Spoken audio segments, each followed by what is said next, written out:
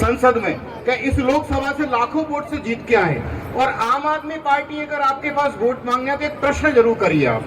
हम 29 भाजपा की आ रही है। एक छोटा सा उदाहरण देके मैं अपना स्थान ग्रहण करूंगा। हम सब ने पहले के समय में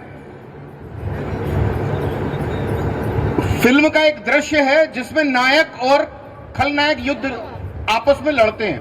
उसकी मां अथवा प्रेमिका अथवा पत्नी उसके लिए प्रार्थना करने मंदिर जाती, और मंदिर में एक गीत होता है, भजन होता है। भजन जब अंत में आता है तब मंदिर में भगवान और वहां के घंटे हिलने लगते थे। हमने पहले फिल्में देखी होंगी, तो जब घंटे हिलने लगते थे मंदिर में, अगर दीपक जल उठता था तो हमको लगता था कि हीरो बच जाएगा, और अगर दीपक बुझ जाता था तो हमको लगता था कि नायक हमारा हीरो खत्म हो सकता है। अथवा माता जी अथवा शिव जी के मंदिर में कोई फूल उस माँ के, उस प्रेमिका अथवा उस पत्नी के हाथ में गिर जाए तो भी हम समझते थे कि वह बच जाएगा। उसके विपरीत एक दृश्य था, वह दृश्य है, खड़ी है, वह हाथ बढ़ाता है और नर्स अपने उस ट्रे से उठाकर उस एक औजार उसके हाथ में रखती है। वह औजार देखता है, वह औजार सुई होगी। भारत को निरोगी बनाने के लिए खड़ा है, वह इस भारत को स्वस्थ बनाने के लिए खड़ा है। इस भारत के अंदर आतंकवाद, नक्सलवाद, भ्रष्टाचार, परिवारवाद, ये सभी के सभी समाप्त करने के लिए एक व्यक्ति, एक डॉक्टर की भूमिका निभा रहा है। और हम सब उस औजार के रूप में हैं। हम सुई हो सकते हैं, हम मलहम पट्टी हो सकते हैं, हम जो है धागा हो सकते हैं, हम लेजर हो सकते हैं। हम सबकी भूमिका कहीं ना कहीं है। अगर एक भी औजार अपनी जगह से हट गया, वे अपना काम पूरी ईमानदारी से नहीं कर पाया, तो ऑपरेशन सफल नहीं हो पाएगा।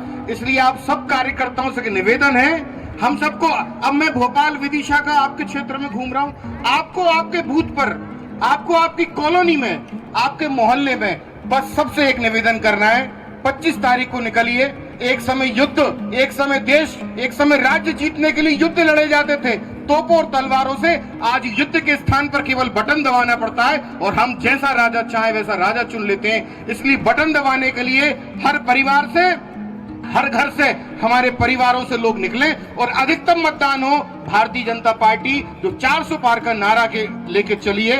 एक कमल का फूल आपकी इस लोकसभा से भी मोदी जी को आप भेंट करिए। इतनी सी बात करनी थी। भारत माता की जय। जय श्री राम। ये नारा ऐसा है जिसे सब लगाते हैं, कोई भी पार्टी हो वो पूरे देश में इस नारे को लगाती है। इसलिए दोनों हाथ खड़ा करके नारा लगाएंगे, भारत माता की ये बात, जय श्री राम। 22 जनवरी को कोई ऐसा तो नहीं था जिसने ये नारा ना लगाया हो, सबने लगाया था ना। और ना केवल देश में, पूरे विदेश के अंदर, शायद ही पूरे विश्व में कोई ऐसा मंदिर होगा जिसमें ये नारा उस दिन ना लगा हो। क्यों लगा था?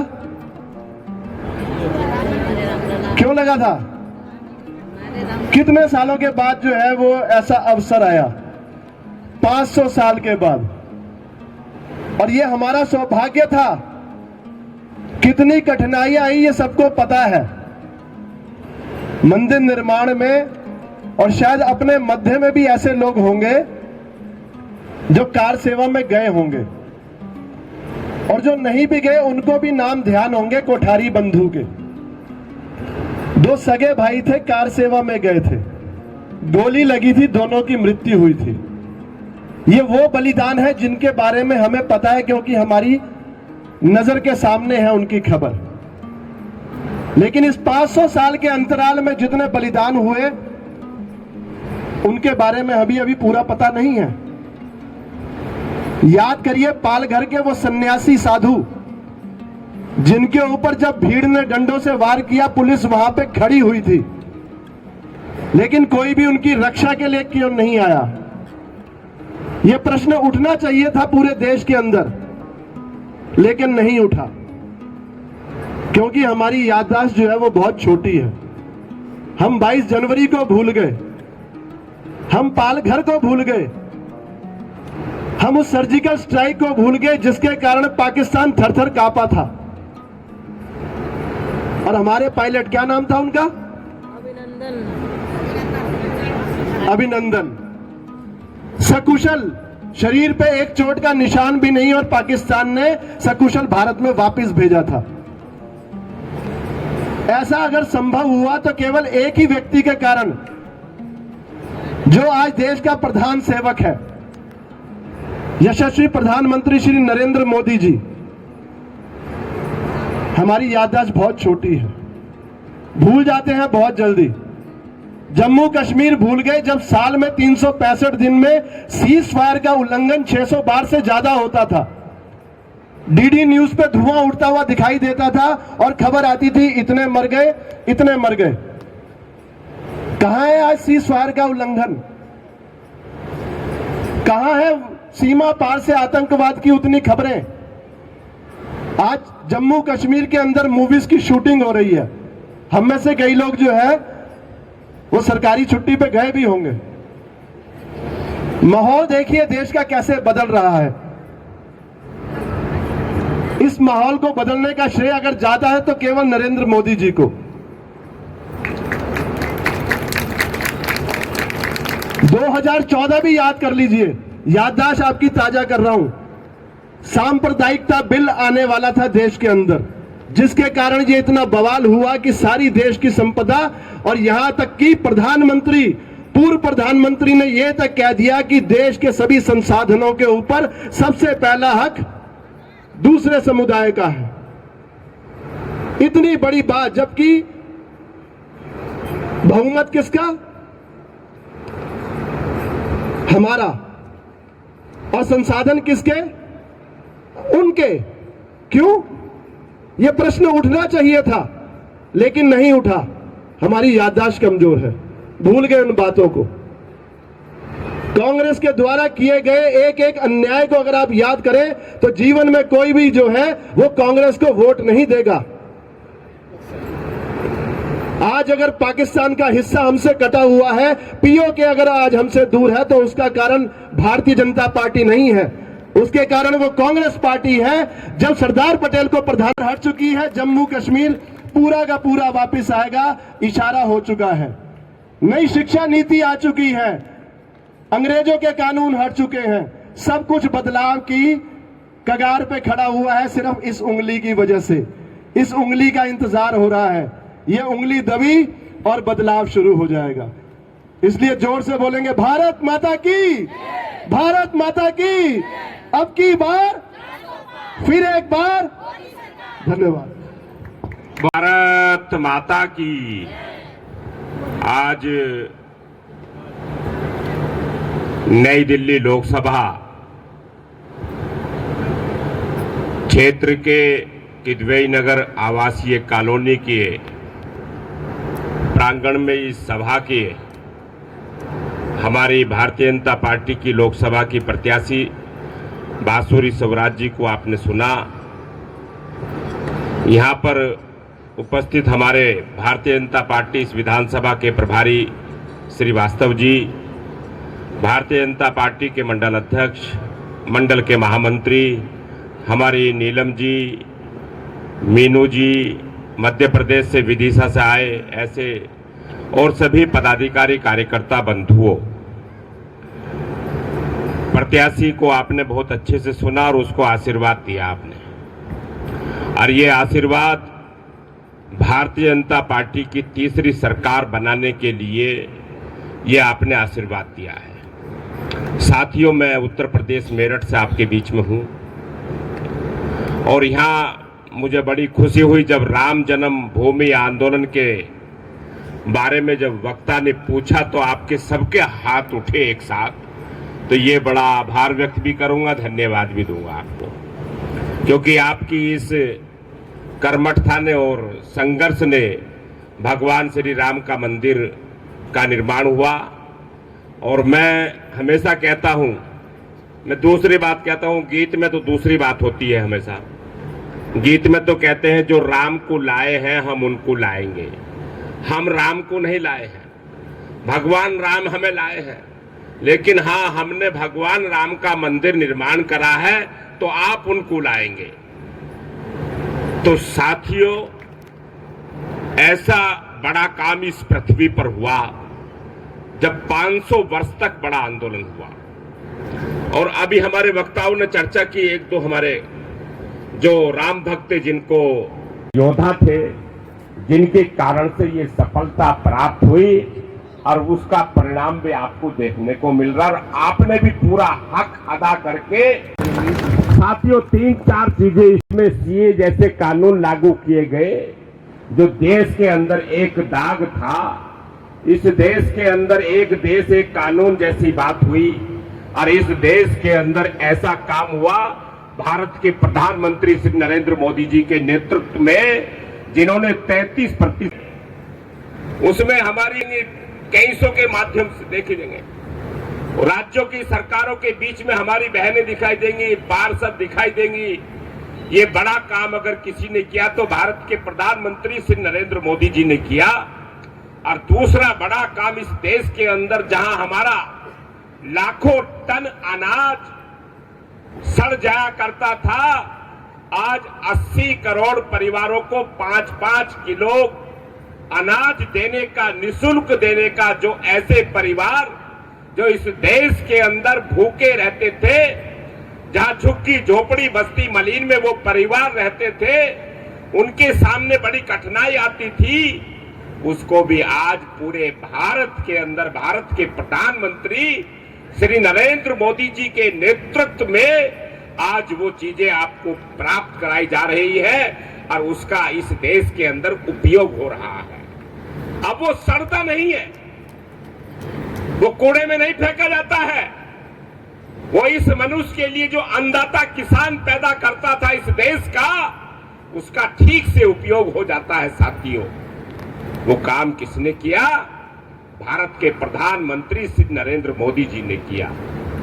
साथियों, हम लोग नारा देते थे, हम कहते थे जब आप भी छोटे होंगे, हम भी बहुत छोटे थे, उस नारे को साकार करने के लिए उन गरीब झुग्गी झोपड़ी बस्ती में रहने वाले परिवारों को, जिनके घरों पर छत नहीं थी, कांग्रेस पार्टी, आपको याद होगा बहुत सारे बंधन के लोग हैं, वो कहते थे कि हम गरीबी हटाएंगे, गरीबी भगाएंगे, और जब चुनाव हो जाता था फिर 5 साल तक उसकी चिंता नहीं करते थे। साथियों, ये भारत के प्रधानमंत्री श्री नरेंद्र मोदी जी के नेतृत्व में उन्होंने संकल्प लिया इस बात का। उन्होंने कहा कि जिन परिवारों के अंदर लोग जो झुग्गियों में, झोपड़ियों में, बस्तियों में, मलीन में रहते हैं, ऐसे परिवार लोग जब सर्दी पड़ती है तो करारी सर्दी उस बच्चे को काटती है और मां उस सर्दी को रोकने की कोशिश करती है। उसके घर पे छत नहीं होती, जब बरसात पड़ती है तो उसके थालियों में, उसके रसोई में वो सीधा पानी पड़ता आकर के, और वो अपना पल्ला ढक करके उस पानी को रोकने की कोशिश करती है और अपने बच्चों के लिए जलपान तैयार करती है। साथियों, वो चिंता ऐसी थी कि उसके घर पे छत नहीं थी। आज भारत के प्रधानमंत्री ने ऐसे झुग्गी झोपड़ी बस्ती में रहने वाले परिवारों को, 4 करोड़ परिवारों के घर को देने का सपना साकार किया। और हमने उत्तर प्रदेश में योगी आदित्यनाथ जी ने वहां पर 80 लाख परिवारों को घर देने का काम किया। साथ ये संकल्प पूरा भारत के प्रधानमंत्री श्री नरेंद्र मोदी जी ने किया। ये सपना था, ये साकार हो रहा है। और अगली योजना के अंदर जब अब तीसरी बार प्रधानमंत्री बनाने जा रहे हैं, उन्होंने दूसरा संकल्प लेकर के वो जा रहे हैं प्रधानमंत्री। अभी तो इस देश की सुरक्षा, सामाजिक व्यवस्था ऐसी करने के लिए योगदान किया, और उन्होंने जो भविष्य का नारा दिया है वो कहा है, मैं 3 करोड़ दीदियों को लखपति बनाने का काम करूंगा। ये प्रधानमंत्री जी ने कहा है, ये संकल्प है उनका। और उन्होंने दूसरी बात क्या कही है? जो लोग कहते हैं, जो इंडी गठबंधन के कहते हैं कि बेरोजगार युवाओं की बात भारतीय जनता पार्टी की सरकार नहीं करती है, भारतीय जनता पार्टी के प्रधानमंत्री श्री नरेंद्र मोदी जी ने ये संकल्प लिया है कि जब हम 4 तारीख को प्रधानमंत्री आपके मत से बनने जाएंगे, सबसे पहले 100 दिन की योजना बनाने का काम भारत के प्रधानमंत्री श्री नरेंद्र मोदी जी, उसमें 25 दिन ऐसे देश के युवाओं को लेकर के, जो युवा बेरोजगार है, जिनके पास काम नहीं है, जिनके पास नौकरी नहीं है, ये तीसरी बार सरकार बनने के बाद ऐसे युवाओं को रोजगार देने का काम करेंगे। और साथ में ये भी संकल्प लिया है मुद्रा योजना के माध्यम से ऐसे परिवारों को कि जो बेरोजगार हैं उनको नौकरी नहीं देंगे साथियों, उनको स्वावलंबी बनाने का काम करेंगे। हमारा बेटा, हमारा भाई वो फैक्ट्री, उद्योग ऐसे काम करेगा कि वो उल्टा नौकरी देने का काम करेगा। इस सरकार की ये भविष्य की योजना है, भारत के प्रधानमंत्री जी का ये संकल्प है साथियों। ऐसे हम कार्य योजना को लेके जाते इस देश को, जो कि सरकारें आएंगी जाएंगी, ये सारी बातें होगी, लेकिन आज खुशहाली उस घर के अंदर आएगी जब हमारे परिवार का बच्चा वो लंबा यानी कि अच्छा रोजगार करेगा और उसको रोजगार मिलेगा। हमारी बहनें लखपति बनेंगी, भाई करोड़पति बनेंगे। तो जब घर में पैसा होता है और पैसा आता है तो साथियों उसकी खुशी और रौनक और उसका उत्साह अलग होता है। ये सरकार जो तीसरी बार प्रधानमंत्री बनने जा रहे नरेंद्र मोदी जी, यानी कि बांसुरी स्वराज को उस ऐतिहासिक मतों से जिताने का हम सबका संकल्प है। और वो संकल्प हम सब मिलकर के पूरा करेंगे, क्योंकि आपके हाथ में एक बड़ा जो हथियार है आज मोबाइल, वो आपकी मुट्ठी में है, दुनिया आपकी मुट्ठी में है। आप इन योजनाओं का माध्यम से जो भ्रम फैलाना के इंडी गठबंधन के लोग कर रहे हैं उसका उजागर करेंगे और उसको जो भ्रामक प्रचार है उसको मुंह तोड़ जवाब देंगे।